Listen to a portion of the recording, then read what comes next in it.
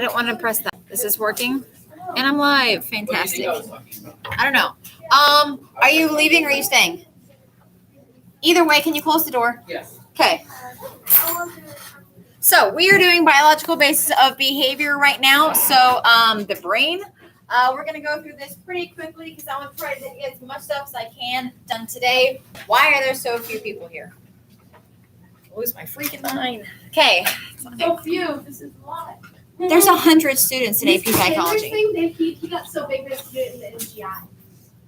So there's a ton of people. That's cool. That's cool. I mean, it's fine. I can just not eat for 5 people. It's cool. Okay. Biological basis of behavior. So let's start from the very beginning. This is a what? Neuron. What is a neuron? They receive and then they send. It is a nerve cell. It is a brain cell. There's 3 types of neurons. There's neurons that help feel. There's neurons that think, and there's neurons that help you move. What are the ones that make you feel called? Sensory neurons. Sensory neurons. Another way to say that is what? Starts with an A.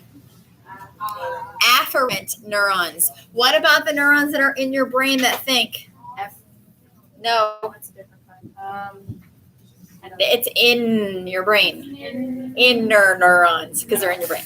They're inner neurons. So there's afferent neurons, which are your sensory neurons, which allow you feeling. And then there's inner neurons that are in your brain. But what about the ones that allow you to move? Those are motor neurons, also called efferent neurons. Okay, let's talk about the parts. Oh, God, this is not a flattering angle. Okay. I think say that in every video. Because everyone knows you get like a higher up angle. Like, look how great I look. And look, there's Gracie. Everyone knows a higher angle. Like, that's what people always say pictures like this. Okay. So let's start from left to right. This is a part of neuron that receives messages. Oh wait, no, the terminal. Receives messages. Dendrites. Okay, you were right the first time. What about this cell body? It's also called soma. And then this long thing, there's the long thing, terminal. but then there's the cover. What is the long thing? Axon. What's the cover? If it were to break down, okay, if you're not hearing this, it was axon and then myelin sheath. And then if the myelin sheath was to break down, what might you develop? If you lack your myelin sheath, if you lack yes, it's MS. It's multiple sclerosis. So if you lack your MS, your myelin sheath, you get MS, multiple sclerosis. What about these things, the senders? I said it earlier. You said it earlier. You can call it axon terminal branches, terminal buttons. Keyword here is terminal. Okay? And then if we have 2 neurons that are connected, There's a gap. there is a gap. What is that gap between neurons called? Gap. The synaptic gap or the synapse. In that space, what happens? Reuptake. Okay, well, before the reuptake, what is released? Neurochemicals. Neurotransmitters, which are chemicals. Okay, do you remember action potential? Action potential was like the firing of this neuron. Which direction does it go? Down the axon. Down the axon, left to But right. it goes like And then, yes, what is going? Positive and negative, like ions? You remember? I remember a picture. Okay, so if it's like ions that are like flowing, what type of a charge is that? And no, it's not positive. Negative. What type of like energy? It's electric. Okay, it's electric energy, and it releases neurotransmitters, which are chemicals. So it's electric charge that releases chemicals. So it's electric and then chemical. I've seen test questions where it's all like, is it chemical? Is it electrical? Is it chemical electrical or electrical chemical? And it's electrical first, which releases chemical. So electricity releases these chemicals. All right, let's see how far we got here. Neuron, yay. Yeah, that's what I was. Yes, this is a picture where it was like zoomed into the myelin sheath, and you can see the positive ions rush in and out. And if it asks like what is the axon, what's the charge before any of this happens, it's negative. And I keep that in mind because look at the axon. It's like a straight line across. It's negative. Okay, it's not like, I don't know how you can make a plus sign of this, but it's negative.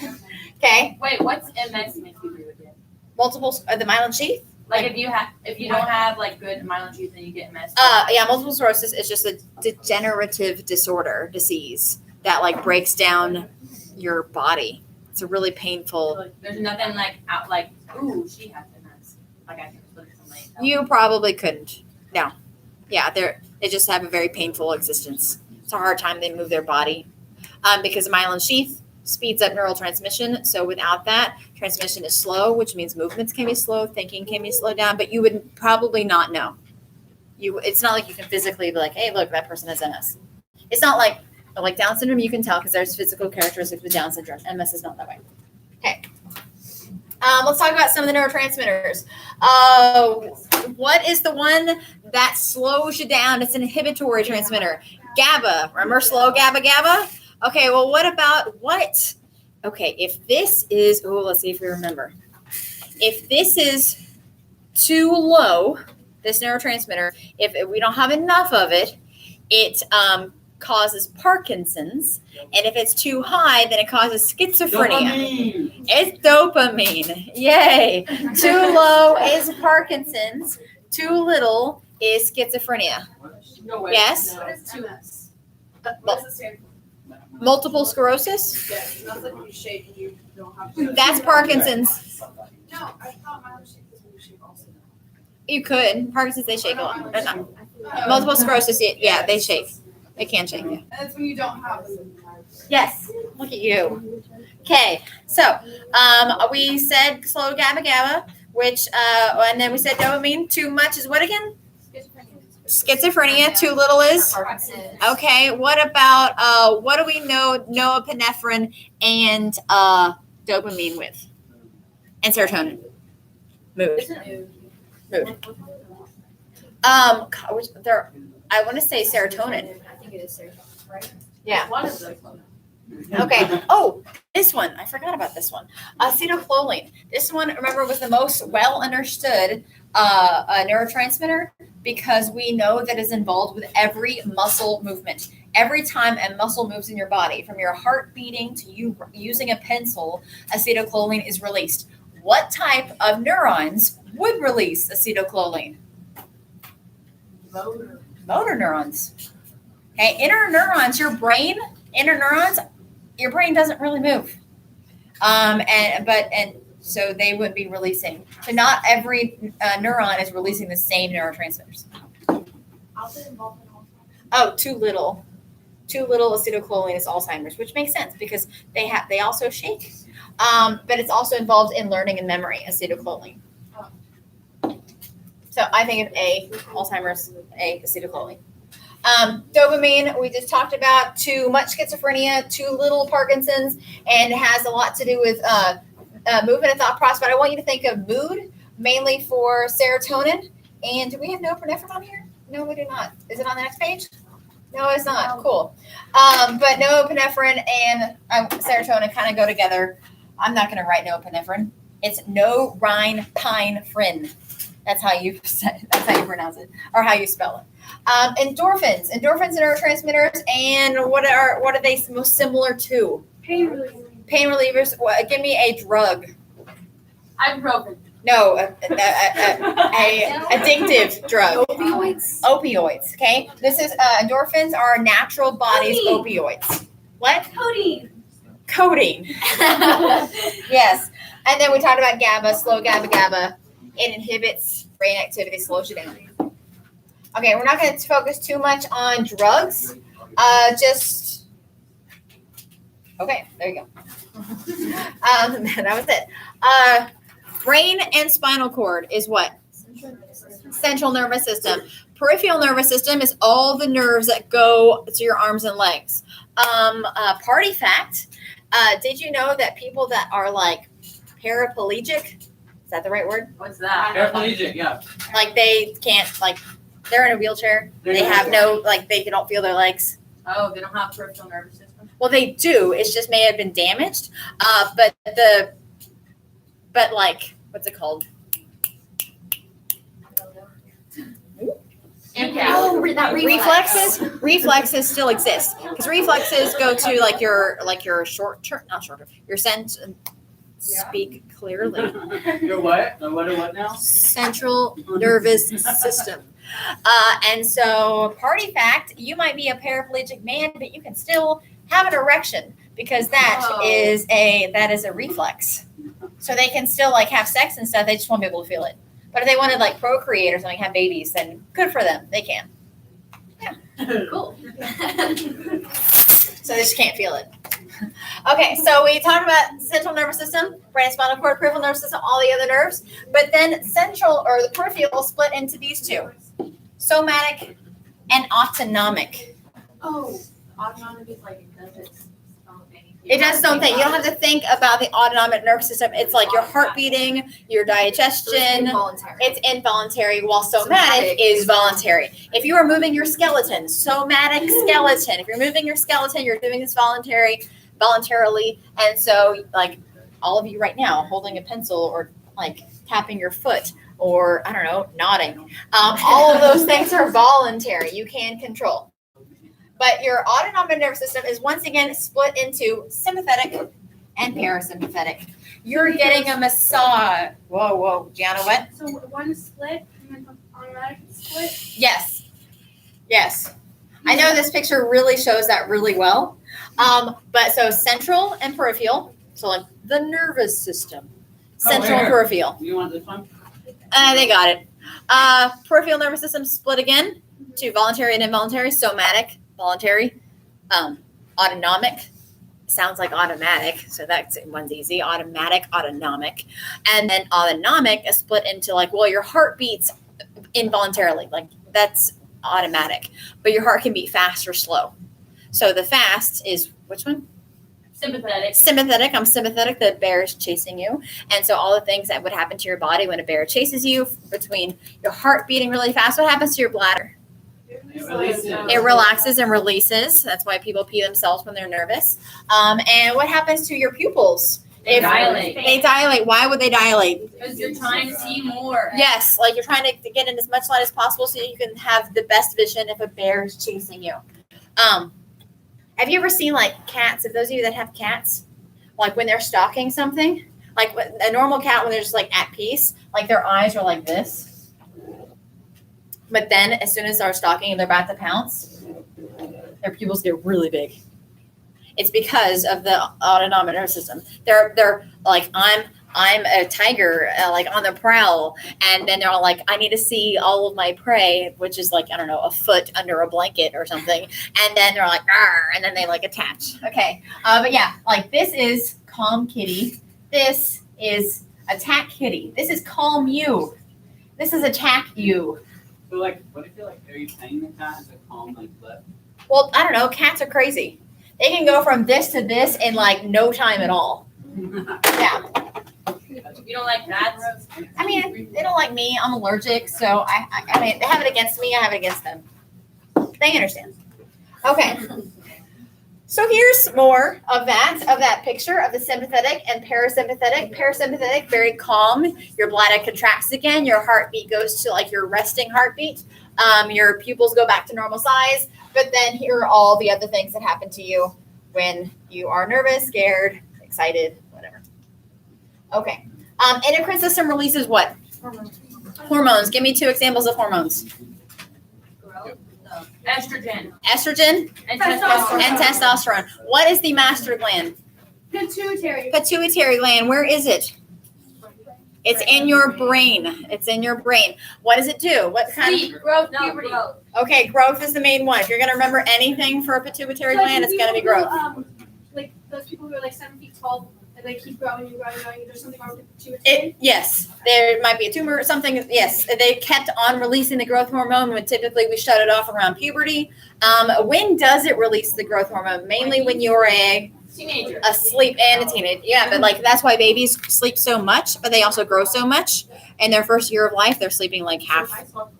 If you slept more, As a kid. as like you're probably done growing, Gabby, which is probably good because you're like tall, right? I know, my brother's like 6'3" or 6'4". Oh. Well, you might. In comparison. I'm not a doctor. I'm not a doctor. Okay. Okay, thyroid gland. Thyroid gland's like in your like this area, throat, neck area, and it's your metabolism. So people that have really high metabolism, that people that like eat a whole bunch and they never gain any weight, their thyroid gland is helping them process that food very quickly. While like people that are like, if I eat that, I will gain 5 pounds before I swallow it. Then your thyroid gland maybe not doing its best. Adrenal gland.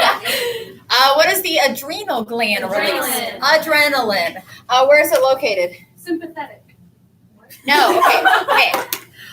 That's a nervous system. The nervous system is full of neurons, believe it or not. And then neurons release neurotransmitters. The endocrine system is a completely different system in your body, just like there is the respiratory system and the skeletal system and your digestive system and all the systems. So endocrine system is a whole separate system that releases hormones. Are they like Hormones. okay, where is it located? Like- It's like above your Like above your above, kidney. like, yeah, Yeah. like here. Okay. Let's talk about your lobes. Where's my brain? Oh, I love the lobes. Yay! I love the lobes too. And you know what? You just said that because your lobes said that. Like your lobes love itself. Oh my God, my cerebellum. Okay. Yeah, because balance and coordination, and I lack it. Maybe. Oh my gosh, I dropped it because I dropped it. What? Does that make sense? I dropped my cerebellum because I dropped my cerebellum. Because you're Wait, so how do you? So you dropped the cerebellum. We have no time. Okay. I'm going to touch it. You're going to tell me what it is. And then we'll talk about Wait, function. is the okay, I Ready see. for Got it. this? Oh. Okay, there we go. Like I can't see that. Occipital. Occipital is for See it. It's seeing and sight. Parietal. Parietal is like math and like spatial reasoning and things like that. What about these puppies on the side? Temporal. Temporal, that's for hearing. But the left temporal lobe Right. hears what the right ear heard. What is that called with that crisscross? No, No. not parallel processing. No, it's Contralateral control. What about this friend in the front? Frontal lobe. Let's see your frontal lobe. The frontal lobe contains which cortex? motor. Motor cortex. Which where is the sensory cortex then? Oh, it's right behind. It's right behind, therefore it's the Peripheral. parietal. Parietal lobe. Parietal lobe. Right. Okay, what about Broca's area? Which lobe is that? And on what side? Left. Broca's area is on the left of the frontal lobe. What about Wernicke's area? Right.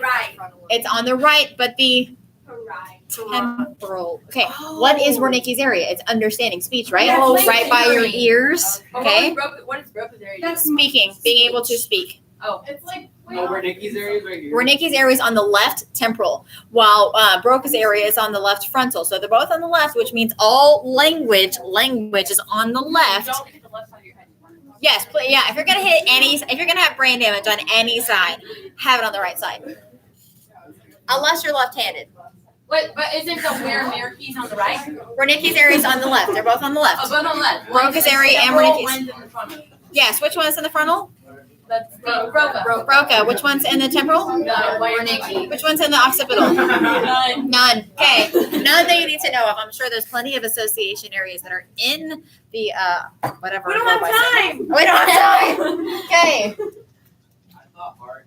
Okay. We said corpus callosum. What is it? I forgot. Oh. It connects the two hemispheres. What if it's split? You have split personality. No, you don't split personality. You're considered split You brain. can only say one thing. for all- Okay, you don't have a disability just because it's cut. Also, why would they cut it in the first place? Epilepsy. You have epileptic seizures. Wait. What happens Whoa. if you remember it split? Why would I split it? Is because you have epileptic seizures, and then epileptic seizure is harming your entire brain because it starts Oh, so on one you don't side of the want it brain to spread and like spreads to the other. But if I want, I can't, like, the medicine's not working, so maybe let me just localize it to one side. And so I cut the corpus callosum. Roger Sperry did that. Do you know that? I don't know, but I know it, so you might need to. Roger Sperry. Wait, I know. But He was the one that cut the corpus callosum.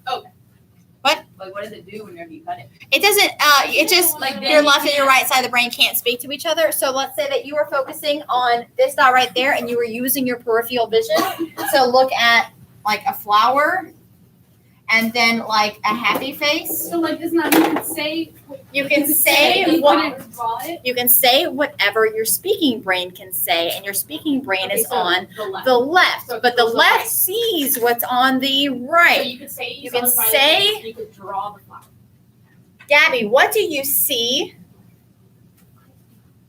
Yeah. Oh wait. We're role playing here. Role The playing. Come on. smiley face. Smiley face. Can you draw a picture for me You with draw your a left flower. hand only? And No. she's gonna draw a flower. So she'll draw a flower and then have no idea. And I'll ask her like, why'd you draw a flower for? And you're like, and I'm like, but you saw a smiley face. Like, yeah, so why'd you draw a flower? Because flowers make me happy. Like she would make something Doesn't up. like not know. Yeah, it doesn't know why I drew the flower, but you'll make something up because the brain doesn't like to not know. Okay. Okay, Ollie, okay? Got it. Okay, fantastic. We're Split brain. closer. Hey, look at that. See? We just literally See? did that. Split brain. Yeah. Not split personality. Personality. Okay, plasticity means that if you were to have some brain damage as a kid, the It would fill up and then you'd be fine. it would like regrow. No, it wouldn't No, regrow. regrow. Your brain is not a lizard tail.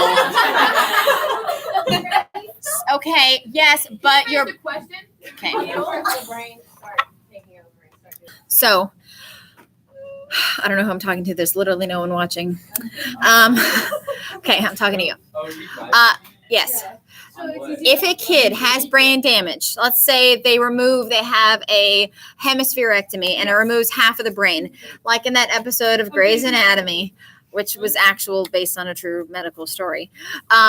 If you're missing half the brain and one half controls the other side of the body and the other half controls the other side of the body, and you're missing half, you should be paralyzed on half your body. You should be.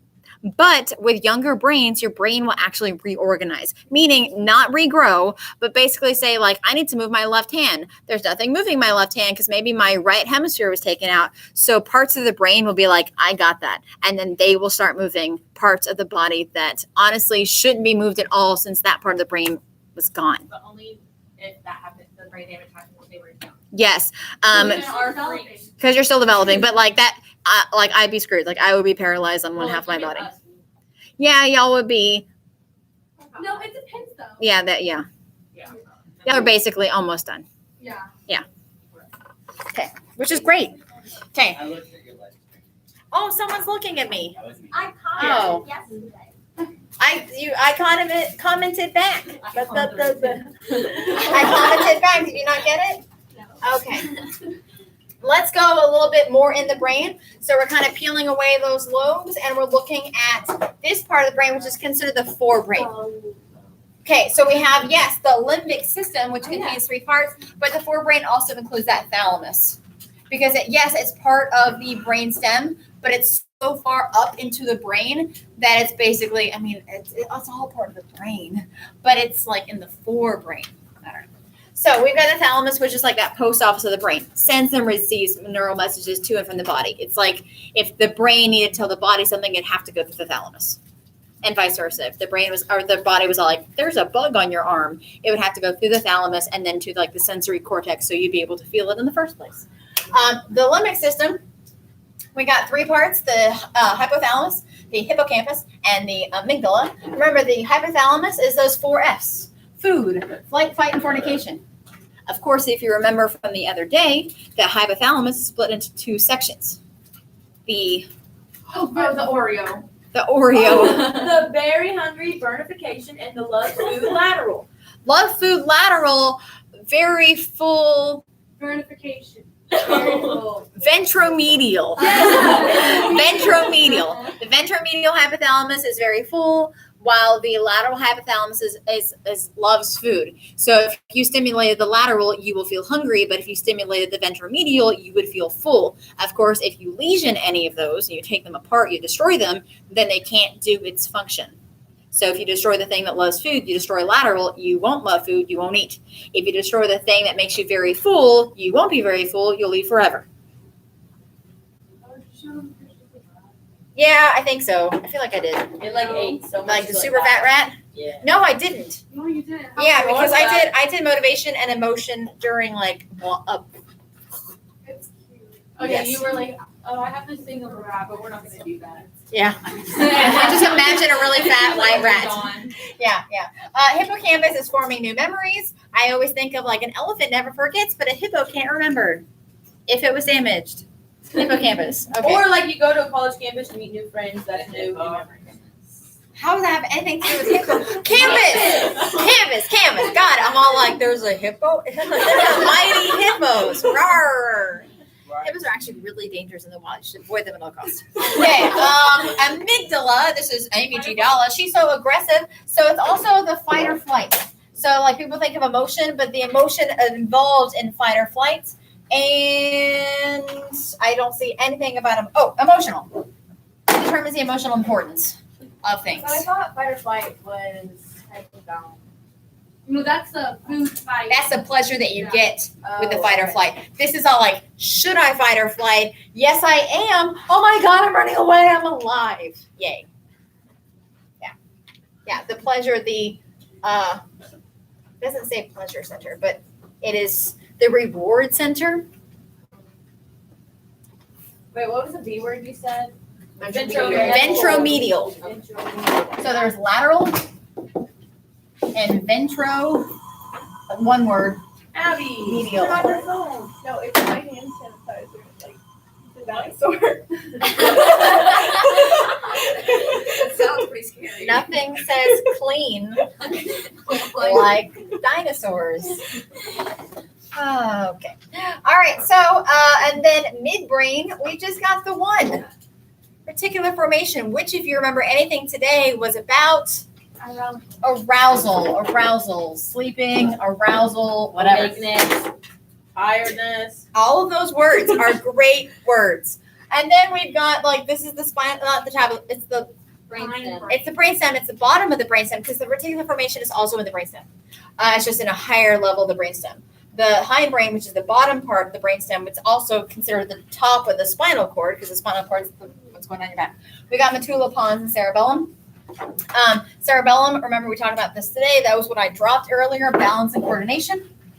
Pons, Sleep. Sleep. It's like pillows. yes, but it's also like Facial this one's. expression. I thought this one was like this is also dreaming.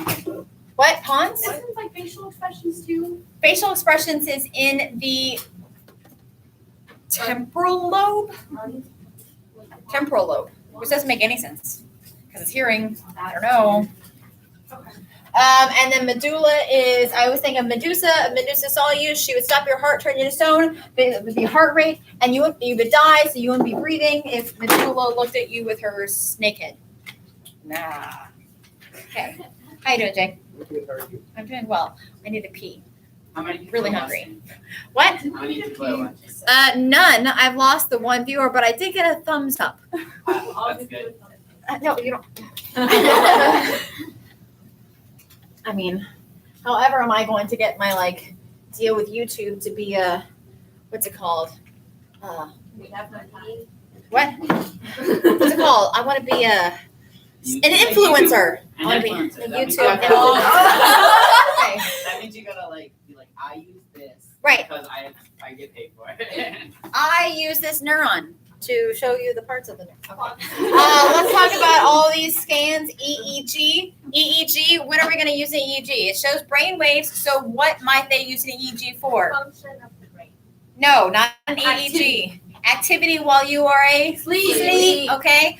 And so in dreaming, and it's going to have like it's going to be one of these things. Ooh. Not an EKG. That's for your heart, but the patterns are going to be very similar, like wave lengths. One's like heart, EKG. This one is EEG for your brain waves. PET scan, we got radioactive glucose. I always think of a radioactive PET. And glucose is what? Sugar. Yeah, and when you think you are using sugar, and so it is seeing where the sugar is being used the most because that is where the most of the processing is. Think of it as your fuel, your brain's fuel, and like where is the fuel being used? As I can see what brain activity is happening. CT is just an X-ray. MRI is like Scan of the brain. multiple images. yes, but typically they might ask about an fMRI because I think this description is really talking about an fMRI because it's a functional MRI which sees what parts of the brain are active and that picks up like iron, because iron is in your blood. So don't focus on iron, just think about blood flow. So one's about glucose, PET scan is about glucose, while fMRI or MRI is about blood flow. But how do they know where the blood is? Because the iron in the blood. But a regular MRI doesn't have to do with blood. It just has to do with like showing you parts of Yes. for the brain. Yes. Okay. Miss Taylor, is the fMRI is like it shows what's expressed. Yeah. Or a PET scan could do that as well. So the Yeah. regular MRI is just like an image, An like image. the anatomy, Yes. and fMRI is like also activity. Yes. Okay. I will continue maybe a little slower during block or during after school today, but I'm also going to be covering development. And shout out to Randall. Hey, Yeah, Miss Taylor's the bye. best Oh, teacher. God.